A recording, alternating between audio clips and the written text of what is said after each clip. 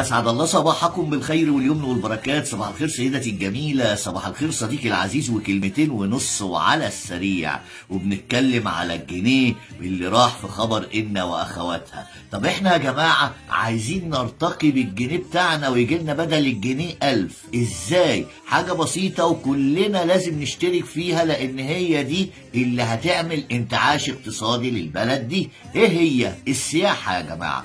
السياحة، كل واحد قاعد على السوشيال ميديا دي لازم يظهر بلده، يظهر جمالها ويظهر حلاوتها، ولازم وهو بيتكلم يكون صادق وأمين مع كل الناس، ولازم يدعي الناس ويحبب الناس فيه وفي بلده. 1 2، كل واحد يبدأ بنفسه في بلده، ما يرميش زبالة في الشارع ويحافظ على نظافة بلده. 3، لازم يا حبيب قلبي لازم تبقى صادق وأمين، ما تخليش السايح يشمئز منك، يعني ما تاخدش منه اكتر من حقك.